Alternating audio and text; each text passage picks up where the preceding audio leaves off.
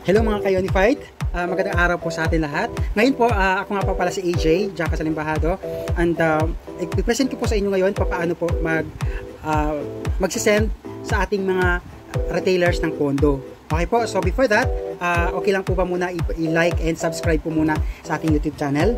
Maraming salamat po, okay?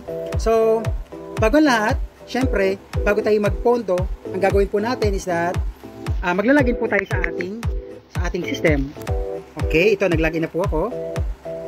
And then ang gagawin natin ngayon is that yun, nakalagin na po ako. So ang gagawin natin is magta-transfer tayo ng pondo sa ating mga retailers. So ngayon tuturuan po kita paano ngayon mag-transfer sa kanila.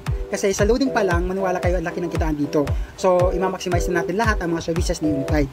So ang mga retailers, every time na magta-transfer po tayo, may 2% income po tayo bawat pondo nila. Okay, so bago doon, ang gagawin natin para makapag-transfer tayo is i-click natin to yung tatlong dot doon sa upper right, and then sa upper right na yun, makikita natin yung QR code nun, yung transfer, e-cash fund, fund request, view stores, use offline application, log out. So dito natin i-click yung transfer e-cash fund para makapag-transfer po tayo ng pondo sa ating mga retailers. So dito, makikita natin yung Universal Load Wallet.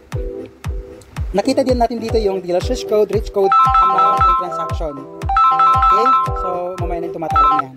So, ang gagawin natin is that itatype natin dito sa rich code yung rich code ng retailers. Ang mga retailers kasi nag-start ng letter F, 4 na 0, and then 4316 4. Okay po?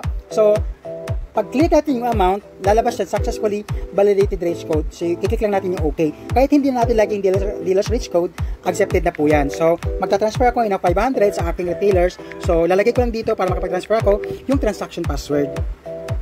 Okay po. So, ayun. Lagyan ako ng transaction password natin, din isa-submit lang natin, okay? Check natin kung lalabas. See, napakabilis at napakadali. So, in just seconds, nakapag-transfer ka na po sa ating retailers. Okay? Mabilis lang at napaka-convenient ang system natin. Okay? Then, i-click mo yung OK, din nakapag-send ka na po.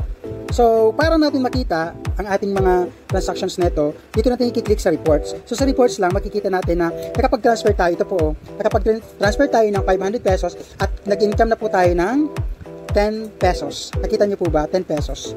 So, ayun. So, yun lang po ang aking may tuturo sa inyo ngayon, yung pagka-transfer ng e-cash fund sa ating mga retailers. So, I hope nakatulong po ito sa inyo at maraming salamat po. Ako po ulit si AJ. Huwag niyo pong kakalimutan, bago niyo po i-off or i-close ang window, gawin niyo po muna is i-like and subscribe niyo po ang YouTube channel ko. Salamat and God bless us all.